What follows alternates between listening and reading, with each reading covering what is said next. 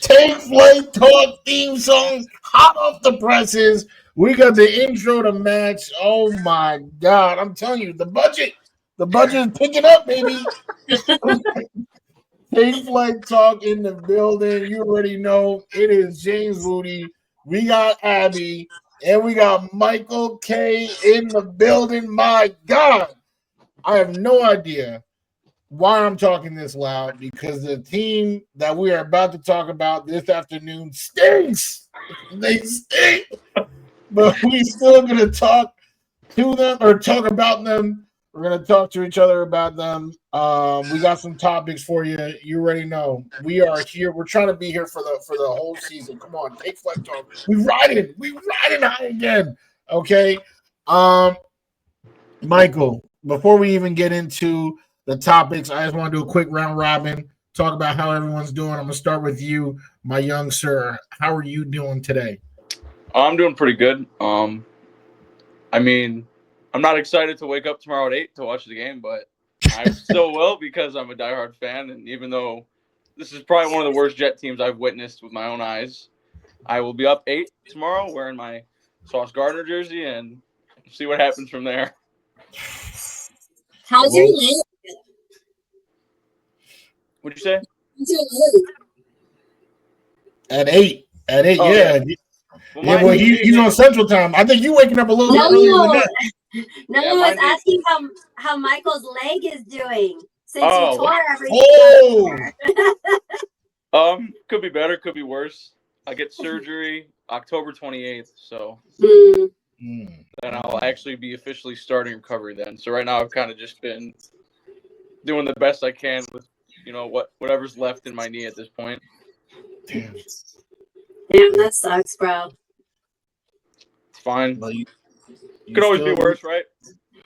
It could be worse. It could be worse. But you out here, damn, 17 days. Mark down the X's on the calendar. Road to recovery. You got this. Bigger, stronger than ever. Then you'll be able to jump up and down when the Jets score their 4th touchdown of the year next October, somewhere in week 9. Yeah, maybe when we get our first turnover in defense, week 14 or something. Yes, you'll be good to go. Damn. Abby, you waking up at 6, right, for this same game across the pond? Yeah, literally bright and early, 6 a.m. I'm not looking forward to it because I just don't think the game's gonna go that well. We'll get into that later, of course, but otherwise everything's good. I mean, Wudi, I got to meet you last week, so that was super exciting. And then dealing with my allergies now because New York got me all sick. And then it's raining here in Phoenix for once, which literally hardly happens. So, but yeah, we're hanging in there. It's gonna still be a long season, boys. So, I can't believe like we are 0-5 at this point. It's actually crazy and actually insane. And it is insane that I'm getting up to watch like basically on repeat the same things we've seen the last 5 weeks. So I'll say you guys are a little bit more chipper than me. Am I surprised that the team is 0-5? No, I mean I've been saying all off season they've been doing dumb thing after dumb thing. Hated most of the moves. They ignored a lot of the positions that we all thought in January. Like, oh, okay, we're gonna get somebody here, we're gonna get somebody there. Nope, not getting anybody. I think the biggest thing for me that makes it tough is that the whole world just saw on Thursday, New York come alive and root for their guys. Jackson, Dart, Cam, Scatterboo. Okay, those dudes, I'm not gonna lie, they got swag, they got aura. Okay. And there's a lot of reasons to be positive if you're a fan of Big Blue.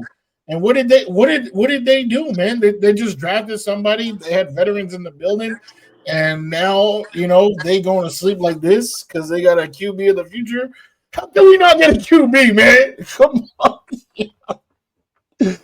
Oh Oh my God, we draft QBs, they end up like Zach Wilson. We sign QBs, they are Joe Flacco. It's like we can't do nothing, yo. We can't do nothing. And then you see the teams around the league that have been suffering, and you like, oh well, they suck like us. And slowly you turn your head, and they not at the bottom of the barrel. They climbing up.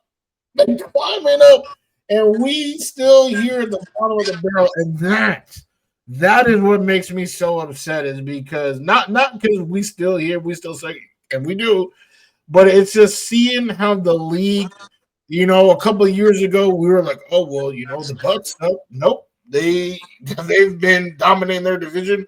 Oh, the Bengals, nope, now they got Joe Burrow. The Pats, oh well, at least we better than the Pats. No, Drake May out here beating Josh Allen on prime time, and then we thought, oh, the Giants, oh thank God, they suck ass. And no, even that, like there's just no peer. We just continue to be trash, even thinking, oh, well, the Titans and the Saints. Nope, they got to win. We don't.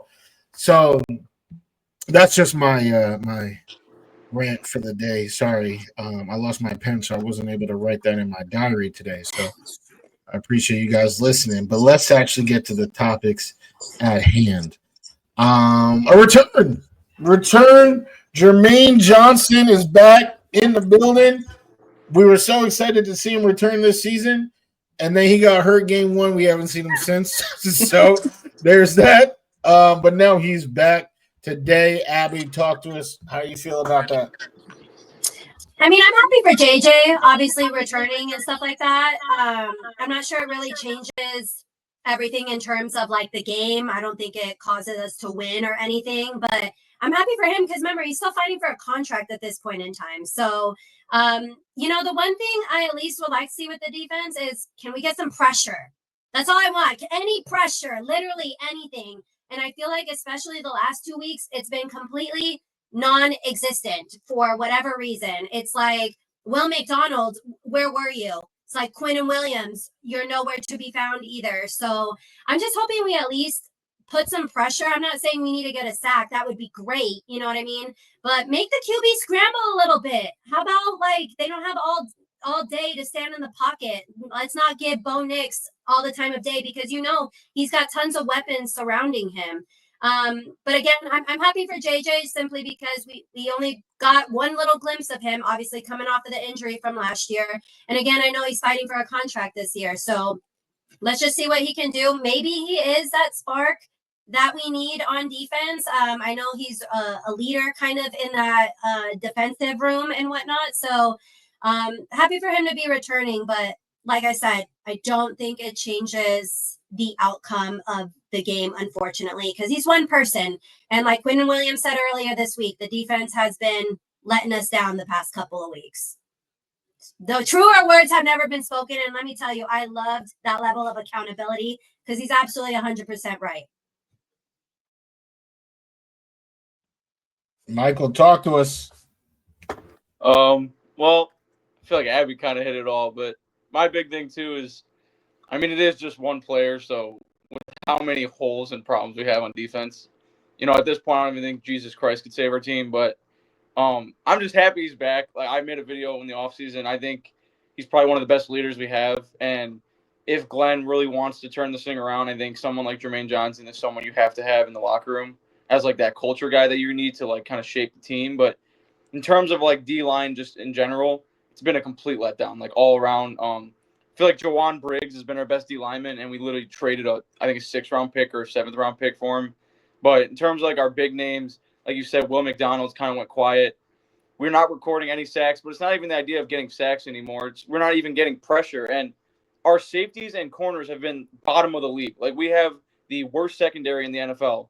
And when you get a quarterback 15 seconds per play to throw, obviously we're going to be giving up 300-plus yards a game. Like, something has to give. So, like Abby was saying, I don't think Jermaine Johnson being back maybe changes the result, but I do hope to see maybe the D-line and especially the defense as a unit play with a little more fire and just see if we could, put Bo Nix in those uncomfortable situations.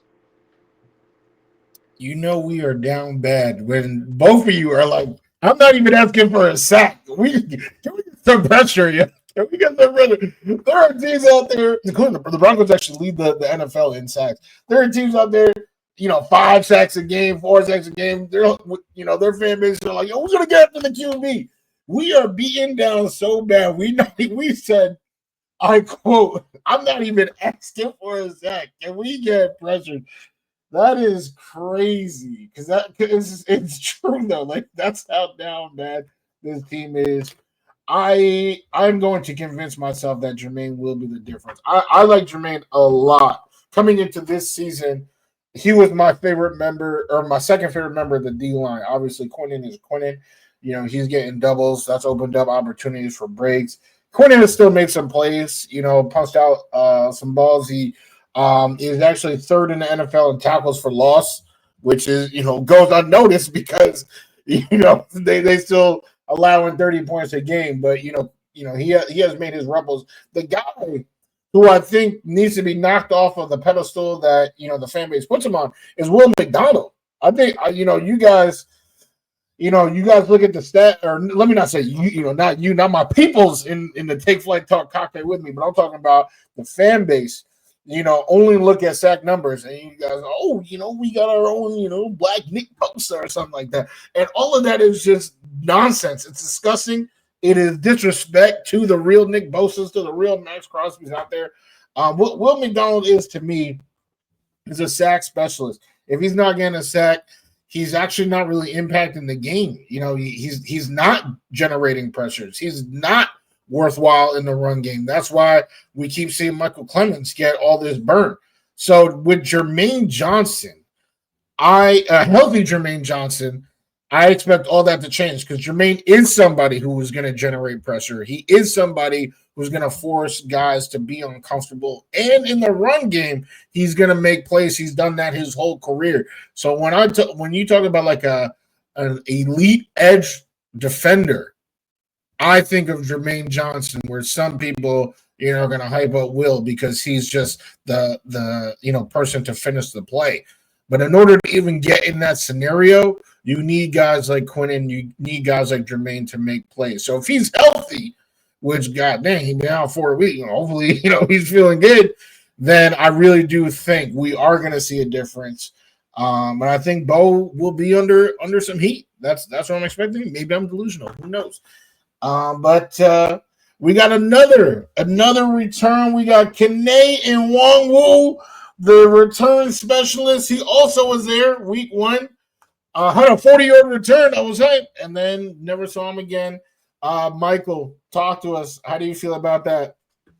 I think in terms of where we stand as a team, I think this is more beneficial than Jermaine being back. Like I think it's huge to have Jermaine back, but I have never seen a team have a worse fumbling problem than the Jets have. And I don't know why it's a problem. I know they're, taking accountability on it. I know they're preaching it in practice. We see the drills. But I've never seen a team struggle that much to just hold on to the ball. Like ball security should be the number one thing. And we see it with the returners. We've seen it with, Brees had the fumble last game. But just in terms of the special team aspect, I think Kene has, in his career as a Jet, I think he maybe has, I think it was 33.5 yards per return. And, he seems to be the only returner we can put out there at this point that doesn't have that fumbling problem. And I just saw today that, pissed me off. We elevated that Isaiah Williams guy again to our actual roster tomorrow. And I'm like, you can't preach accountability and all this stuff when, in my personal opinion, this could just be the way I see the games. If we didn't have those fumbles on, I'm not even talking offense right now, just special teams, you can realistically say the Jets should be 2-3, and to me that's a fact. So you're looking at 2-3 versus 0-5, strictly because your returners who are on the field for 5 plays in a whole game, 6 plays, cannot hold on to the ball for that 10-second, 15-second play. Like I don't see other teams, struggle in that. I don't know why it's a problem for us, but I do think having him back will hopefully at least give us a chance to put the offense on the field and not put the other team's offense at our 20, 35-yard line. So I think it's going to be pretty beneficial. He is one of my favorite returners that I've watched recently.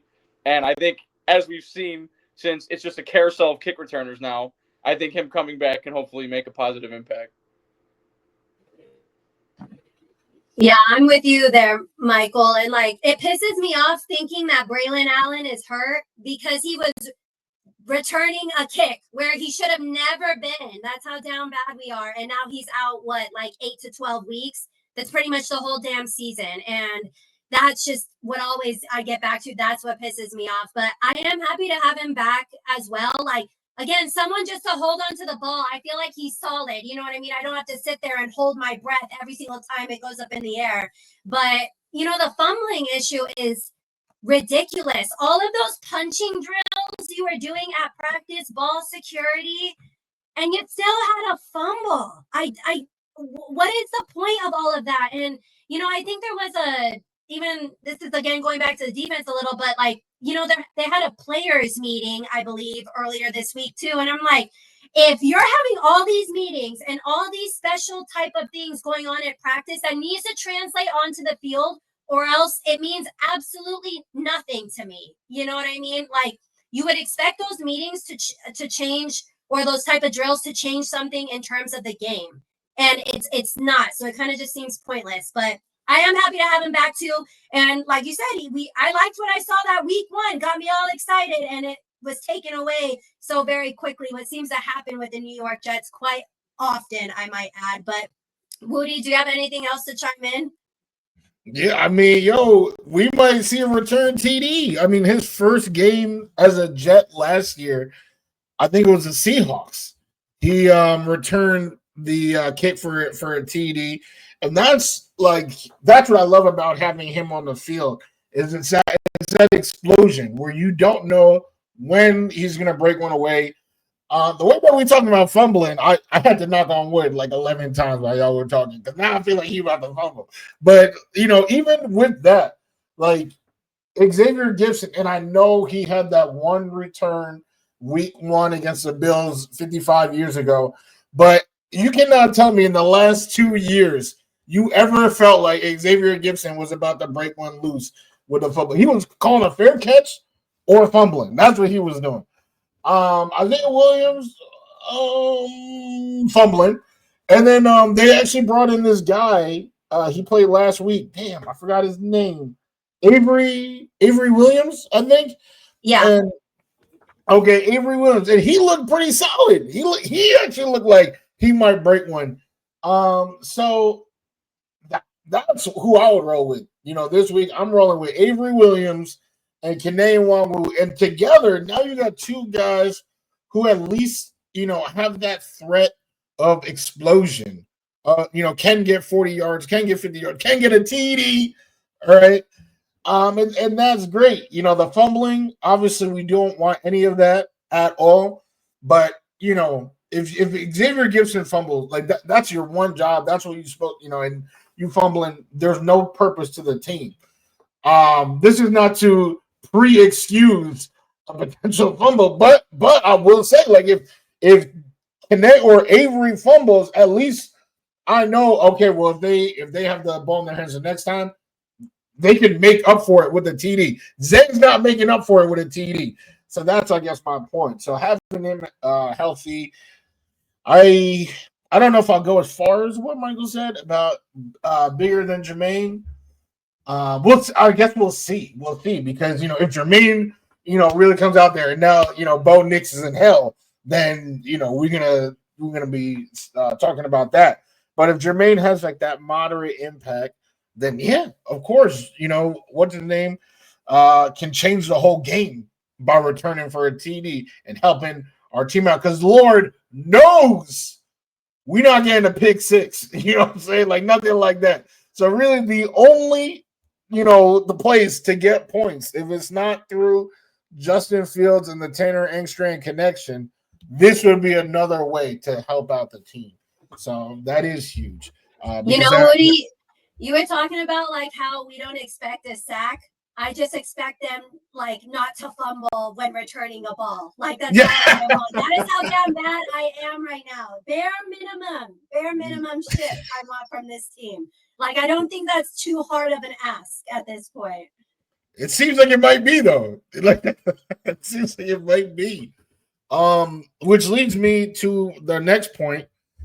And we'll start we'll start with you, Mykal. Is how have you Michael K, have you given up on this season? Yes, I have. Because I have my reasons. I have my reasons. Because going into the season, no, like there's not one Jet fan. If as long as you understand football, not one Jet fan should have went into the season being like, all right, Jets are gonna go on a playoff run, right? Now I went into the season being like, maybe in a miracle we can reach 8 or 9 wins and maybe fight for a wild card. Okay, that's like if the rest of the AFC was having a down year, which as we see, you have teams like the Jags and Colts balling out. So not gonna happen. But it's the fact that with the low bar I set going into the season, we are somehow like pulling that down every other game. Like it's not like week one, the Steelers game, I literally was preaching it because I saw a bunch of Jet fans talking about moral victories, like, oh, Fields look good, blah, blah, blah. And I'm looking at it the same way where it's like, well, we had 12 penalties, and we also had that crucial fumble that Xavier Gibson had on the kick return. So I'm looking at it like that, where I'm like, those are still issues that, Glenn talked about 6 months ago. We're going to be the most disciplined team. We're not going to lead the league in penalties. Well, you do lead the league in penalties, and you do lead the league in fumbles again. So I'm not going to blame it on just Coach Glenn. Like, it also, the coach can preach whatever he wants, but the players have to buy in eventually. And I think that's what we're seeing right now is there's a big disconnect between the coaching staff, what they're preaching, and what the players are putting on the field. But I just don't see a motivated team. Like, for me as a fan, and I've been a fan now, obviously, 21 years, like, we've had some bad teams, obviously. Like, I've seen 2 wins. I've seen 4. But even at those low moments, there's still fight sometimes. Like, you could go into a game and be like, all right, this team's fighting. Like, I'm looking, I'm not going to say much on the offense, but at least just the defensive side. I'm looking at guys like Sauce, like big paid players.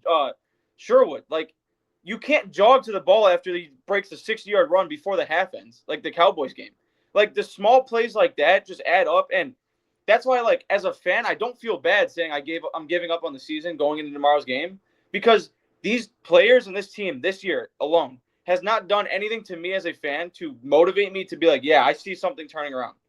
Now, I hope for the benefit of us as a franchise going forward and me as a fan that Glenn and the coaching staff can give us some signs of encouragement the next 12, 13 weeks where, maybe you could look at the first half of the season versus second and compare some stats and be like, all right, maybe, we saw a little of a transformation, little hope going into next season. But right now, if we're being honest, it's just been this after week one. And it's Glenn and their job to get it to at least get back to even below minimum. But we'll see what happens. But in terms of that, I mean, I'm going to watch every game. I'm going to be up tomorrow morning watching the game. I'm going to be rooting for my team. But in terms of, like, do I think we're going to start winning anything like that anytime soon? No, I do not. I mean, you said it. I think, Michael, you said it absolutely perfect. I mean, in terms, I could care less right now if this team goes 0-17. I really could care less. Like, my uncle was talking to me about it, what's going on with the Jets, like, just talking about the head coach and everything like that. And I'm like, I could care less if this team goes 0-17 right now. The whole season is punted away. I can't believe New York Jets fans actually thought this team would go to the playoffs. Like, it is, I thought 7-10 was actually being generous. You know what I mean? And at this point, I'll take 2 wins. It's like we're reaching for just like I'll accept crumbs from this team. But all I said was I projected this team to go 7-10. Now, but I also said I wanted them to progress weekly. So even if that meant they weren't winning, progressing weekly. We are not doing that. You said it, Michael. We're going completely down. So at this point, I can still have hope in this team if I see upward progress, but it doesn't look like we're going to see that. Even now, I never saw us and hot take, I never saw us beating the Browns. I sure as hell don't see us beating the Jaguars. So the easy back half of the schedule now is now not so easy. I don't even know where I see our first win coming from. I don't even know if we beat the Panthers. The Panthers have found a way to somehow pull 2 wins. It's like it's crazy, but I mean, I will still be up every single Sunday, Thursday night football. I think they have another primetime game coming up. I will still be up watching this team, but thank God we have the 1 p.m. start so I can get it out first thing in the morning and don't have to worry about it the rest of the day. But, there is still time for this regime to get our hopes back up and get us to where we should be. But with what we've seen after 5 weeks, it doesn't look like that. And the bye week at this point couldn't come fast enough. Like, I am 4 more weeks. I'm literally counting the weeks, 4 more weeks until a bye week. So I know we finally get a break, and maybe that'll be like a hard reset for this team. But yeah, it's very frustrating. And I think watching that game in person, Wudi, and you would know, being there last Sunday, it's disgusting. Like, it hurts even more watching it in person than I think even watching it online like I normally do. And I mean, it's sad that you had fans, the people next to us left in the second quarter. They're season ticket holders, and they're like, we're done. This is embarrassing. We've seen enough. And I'm like, you wasted all your time with all the traffic coming out here to MetLife, and the fans still show up. That's the sad part. They still show up. They're still tailgating, going all in and hard for this team. And Mykal, like you said, it's like, I don't see the effort from them on the field. You know what I mean? We're still showing up for you. We're still waking up. We're still talking about you, trying to make you relevant. And I'm still, I'm trying to be as positive as I can, and like I mentioned in the beginning, my uncles were talking to me about the team and everything like that. And I'm like, first of all, I'm the only person that's allowed to talk shit about the Jets because I'm an actual fan of this team. You guys are, but any other fan, no. You will not. You can tell me the team stinks. Sure, that's generalized opinions. And it's obvious we're 0-5, but you're not going to go into details about what we should do with this team when you haven't watched if you haven't watched every minute of the 5 weeks of football that they have played, I don't want to hear it from you. You don't know anything if you're just seeing highlights or anything like that. You don't know anything about the dysfunction with this team. So, Wudi, you already did a rant in the beginning. I guess I got mine out the way. I'm the rant queen over here. I didn't have a rant this week, so maybe I needed to. You have your diary. TikTok is my little open diary to people. But yeah, no, it's just, it's hard because I will still be up with this team. So I can't say like I'm going to be completely done, but the season to me is punted away. We're already preparing for the draft. I'm watching college football to look at quarterbacks. And at this point, the holes we have, you could look at getting another cornerback. You could look at getting another linebacker. I don't think there's like a quarterback. Sure, it's one of the main problems, but it's not the only problems at this point. So very frustrating. Wudi, let the people know what you're thinking. This is your diary, of course. No, I felt that though when you were talking about like the fans, like we do still, show up for the team, and they haven't shown up one time for us. That was, I felt that in my soul. I'm not gonna lie. I gotta regather myself because that is what it is, and it's so. We as a fan base, we just deserve more. We deserve more. We deserve better. And I feel like that's, in April when everyone was cursing me out, sending me death threats, on IG because I was blasting the decisions being made. I feel like that's how we got here, and now we're talking about, the Jets are going to be sellers at the trade deadline. Quinn could be gone. Quincy could be gone. Brees could be gone. And it's like, damn, like just last year, we were considered a Super Bowl roster. And it wasn't, the three of us weren't like, oh, look at this roster. No, Vegas was telling us that. Okay. ESPN was telling us that. Okay. The players. And that's why, some people have been like, oh, it's not all on AG. Like, he's not fumbling like the players are. But these players, I believe in a lot of them. And to just sell them, it's gonna hit me in a way that I'm not trying to get hit right now. All right. I think Quinn is a fantastic player. I think Brees is a fantastic player. Garrett, obviously. I think there's enough in place where you just put a couple more cogs in the machine. Wide receiver 2 is definitely one of them. The defense, now that's a whole mystery in and of itself, because it is clear that if Robert Saleh was coaching this team, the defense would be fine. Right? We got his guys. So is it like, oh, we just need to replace everybody with AG guys? Is that what it is? AG has never coached over a top 10 defense in his career. So I don't know if that's what we want. Can he get somebody like a Vance Joseph who does have his own style and you can trust him with the defense and, they do his thing. I think that's what they were expecting Steve Wilkes to do. And, Wilkes hasn't done that so far. And you go back to San Fran, he couldn't do it in San Fran. Kyle couldn't wait to kick his ass into the street. So I'm not sure what to do defensively, but I know offensively, if we're believing in AG, which I guess we have no choice but to do, and I like Tanner Engstrand. Guys get open with Tanner Engstrand. Holes are open with Tanner Engstrand. Then get a quarterback. And this is not, field sucks or anything like that. I'm not saying that. But what should be clear, if you don't have the goggles on, and I know the power of goggles. All right, I've been at the bar at 3 a.m. I know all about beer goggles and people saying things that they wouldn't normally say. Justin Fields is not an elevator of talent. He is solid. He can run. He can throw from time to time, but he's not an elevator of talent. He's not a leader of men. He's a nice guy, and guys like that. But he's just not a leader of men. You should be able to objectively at least say that. If we would then want to dissect, him holding the ball too long, him being inaccurate more often than not, and that starts hurting your feelings, and we can talk about stuff like that. But so with a young QB drafting somebody who Tanner Engstrand feels like he can work with, I think that would help dramatically on the offensive end.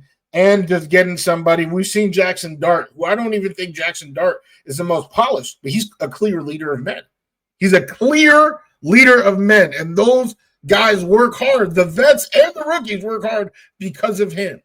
So we can get somebody like that, a leader, or somebody who is polished, preferably both. Then now we're cooking with something that we don't currently have. But the defense, I really don't even know, is it a matter of just get a new DC and, they will work better with the team, or is it really saying goodbye to longtime studs like Cornyn, or guys that we have high hopes in like Will, Sauce, that's not a conversation I'm ready to have. So haven't I given up on this year? Oh, hell yeah. Come on now. I'm talking about Lenora Sellers. It's time to look at that franchise QB. But that's what I wanted this past year. That's all I kept saying was keep Rodgers and draft his successor so that they're on the same team at the same time. And the Giants, they might have not, done that exactly. They had Russ. They drafted Dart, right? They traded back in to draft Dart. And Dart was sitting this whole time. Dart is sitting. And yeah, the media will tell you, he could have started week 1. But it's all about the mentality. They didn't give this kid the keys. He had to work hard and earn the spot. What the Jets never do, they gave Zach Wilson the keys. Zach Wilson had no accountability. That's why when they talked to him talking about, did you let the defense down? I have a 3-year-old son who acts the exact same way. No, I didn't let down nobody. I didn't let down the defense because they don't have accountability. And that's something that you gain when you don't give somebody the keys to the castle, when you have them sit behind a veteran and they eventually overtake that veteran or earn that spot, however that looks, right? Whether it's Patrick Mahomes, who sat the whole year, or whether it's Jackson Dart, who found himself starting week 5. They have just a different, maturity to them that a lot of these other kids don't have. So I did give up. I'm ready for the next one. And hopefully for this new kid that we bring in, we keep Tyrod or bring in somebody even more competitive, like a Jameis Winston, so that we're not just giving somebody keys for the sake of giving somebody keys. Even Justin Fields, I feel like deserved to be in a competition. But we just gave him the keys. We still giving people keys. God damn. Is there anybody give him a driver's test, something? No, we just giving out keys. It's crazy. But I digress. And let's talk score predictions for tomorrow's battle in London. Abby, you have one? You have one? You got something? You got something? No, this defense gonna give up at least 30 points. Honestly, I'm like at least 30.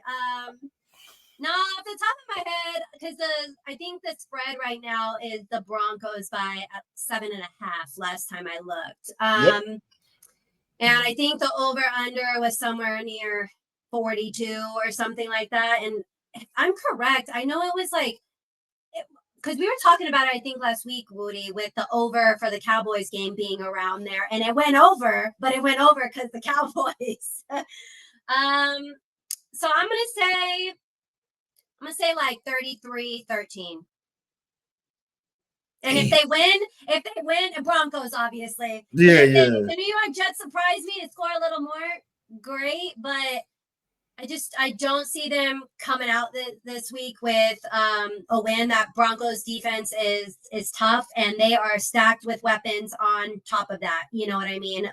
And Bo Nix he's able to use his legs as well. And like I said, that defense, they just paid a lot. Their players that they paid are actually making plays. You know what I mean? So I fully expect the Broncos to get after Justin Fields a little bit. Hopefully, maybe he's able to, use his legs and, in my head, I'm like, get a couple of first downs at least. not a three and out. But yeah, I know that scores seem, I feel like all our points start in the second half and they're all like in the fourth quarter when everyone's pretty much taken out. You know what I mean? So if it is a little higher than that, I think that's why that would be the case. It would be something that we score late TD in like the fourth quarter. But yeah, I'll go 33-13 Broncos. Mykal? I'm thinking, I mean, I know our defense is horrible, but I'm going to lean on the side of optimism with Jermaine Johnson being back.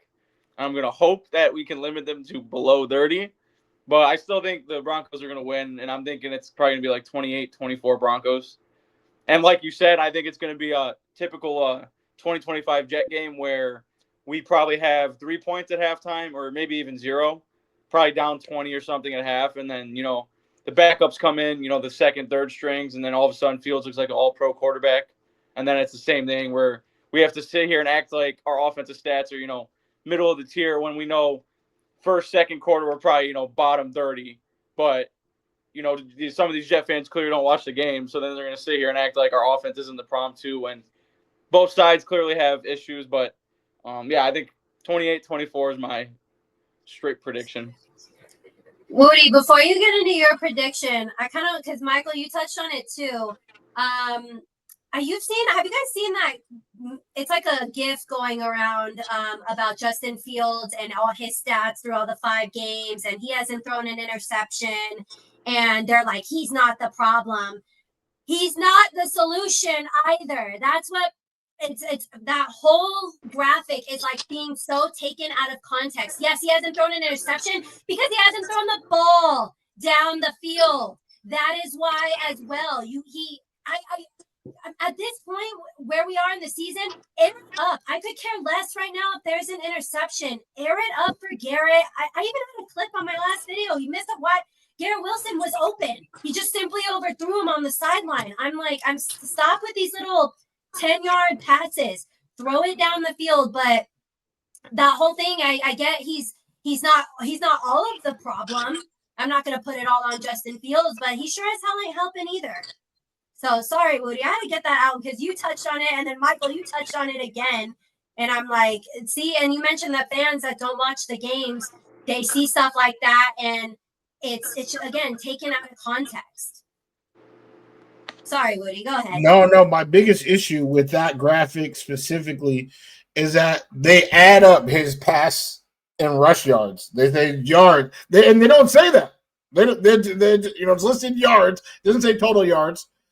And then TDs, it's total TDs, but then they have a passing specific stat, interceptions. Why not? If you're doing the yards as pass and rush, and you're doing the TDs as pass and rush, why aren't you doing the turnovers, pass and rush? Because my man does fumbles, including one 20-yard fumble. Third down. We in field goal range, and you just throw it 20 yards behind you. I definitely spent a good amount of time on social media trying to explain that. But even one of the people that posted it limited comments, because they're afraid of the truth. They're afraid of the truth.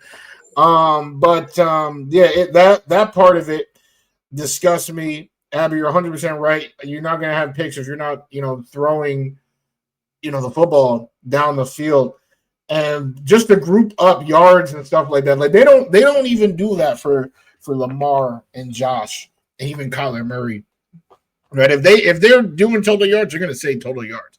But for Fields, we got to, do all this, Wizards of Waverly Place type magical number maneuvering to try to make it seem like he's better than he is. And like I said, I'm not saying he's buns, right? He can play somewhere else in the NFL, but he is not the solution for this team. He is not somebody who I can see leading a team to a Super Bowl berth. And that's if I can't see it, then we can't be on the team. You can't be on the team. And I'm not just pointing that. I critique Justin Fields really hard because Wudi, it's no secret, me and you wanted Aaron Rodgers back this year. You know what I mean? And I'm not saying that because I'm like a Justin Fields hater, but facts are facts at the end of the day. You know what I mean? And they only chose those two facts as if that fumble pissed me off.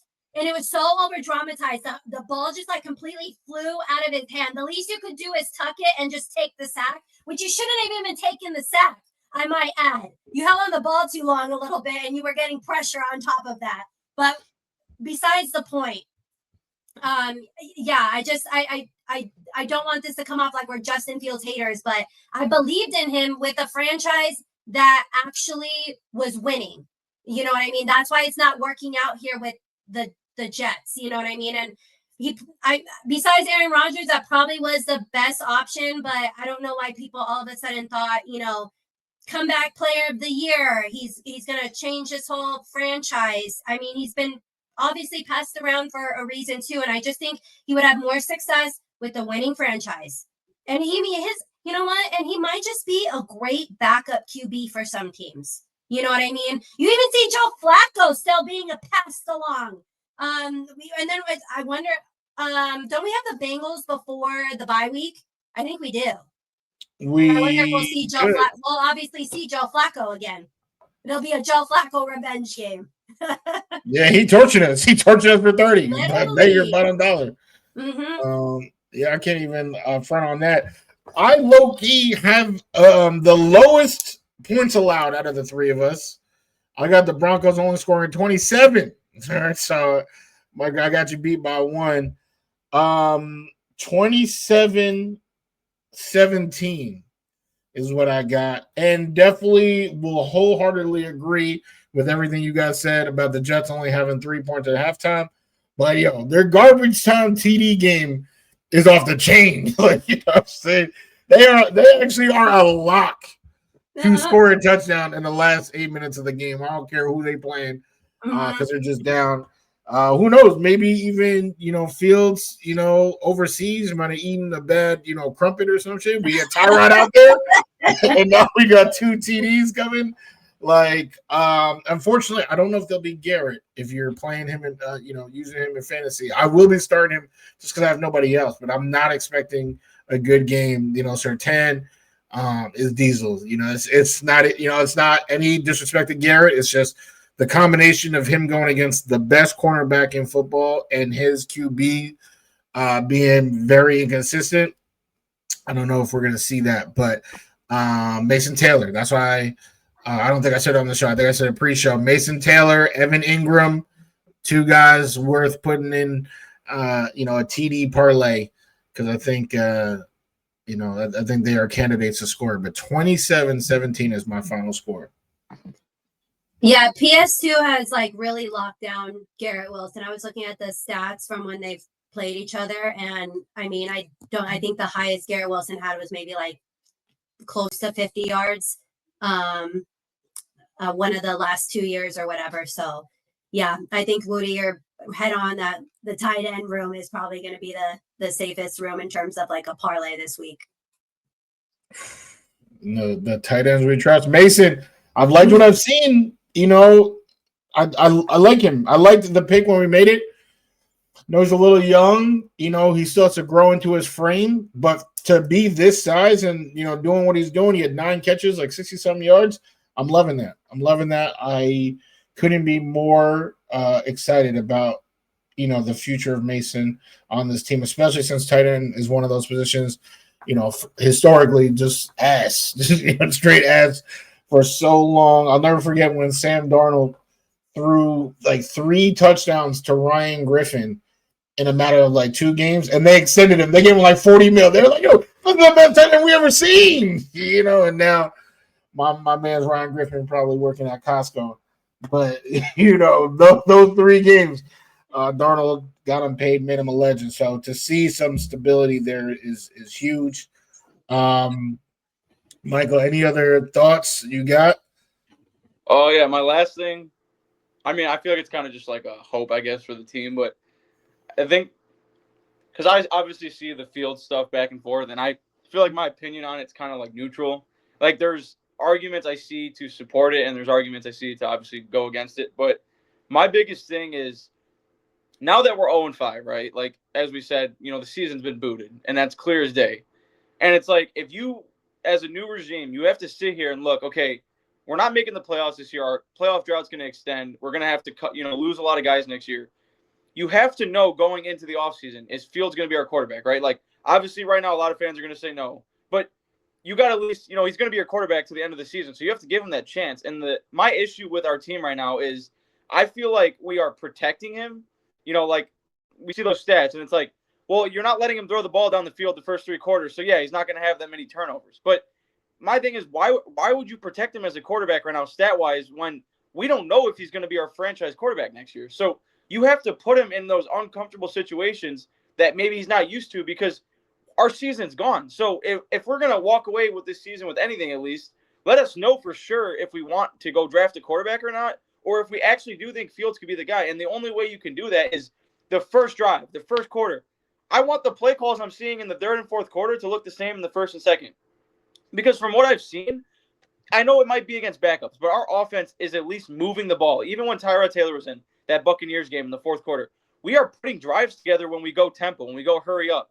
Now, I don't know yet. Like I said, it could be backups, but even other guys besides Garrett, like sometimes Reynolds getting, like you said, guys are getting open. Gaps are opening up. You start making the defense hurry up and not have time to, rotate in and out. Stuff starts to open up down the field. So if we can start, just start fast. Like Glenn preaches this. Oh, we start slow. We've started slow historically every game, so it doesn't matter. But Glenn wants to talk about starting fast. Well, you need to put play calls in check to start fast. You know what I'm saying? Like, don't start every game with a 1st and 10 inside zone.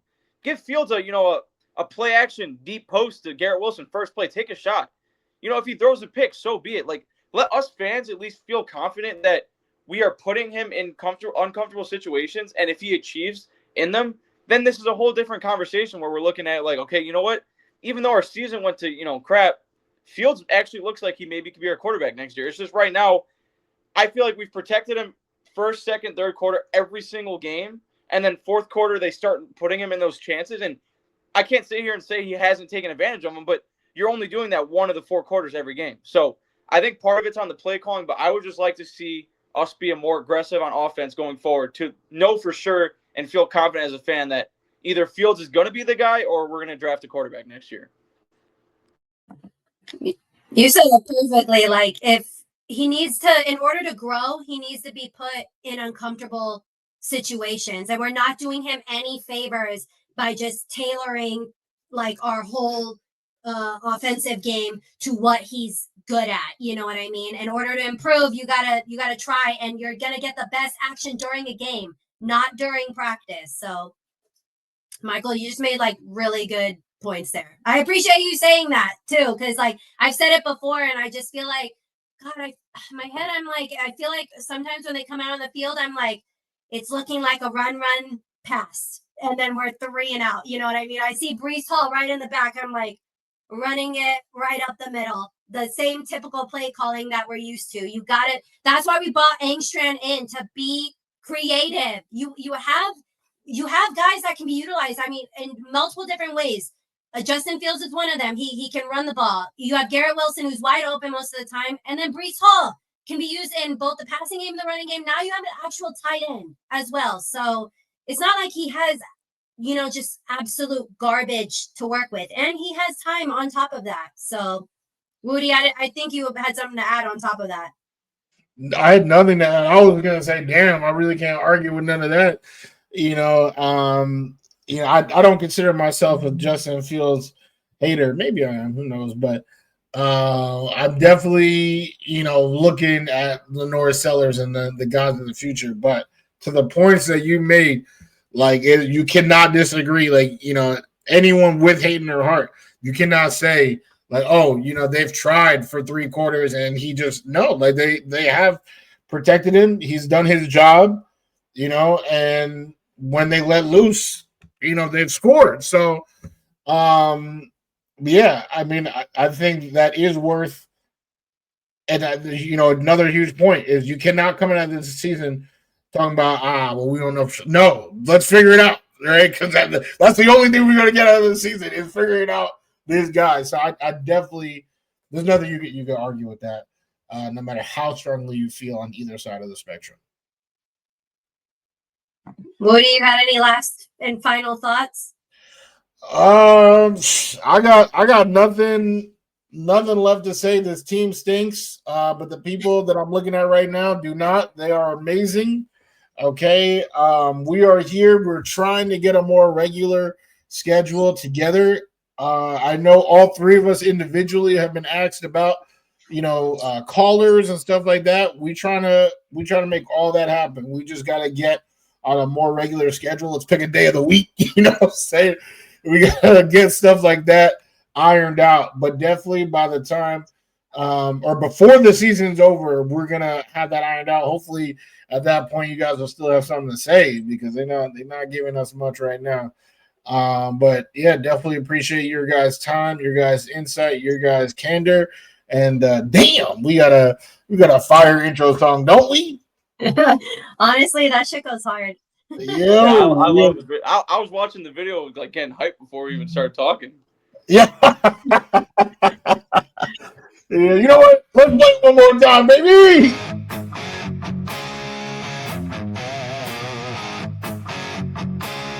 Take flight down.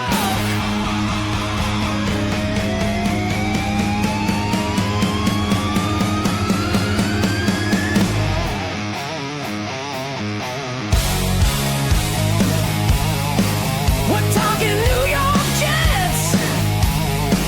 We're proud to rep our team. We say it loud with our chest, with news and facts. Our takes are stacked, while our rants and bold opinions are supported by facts.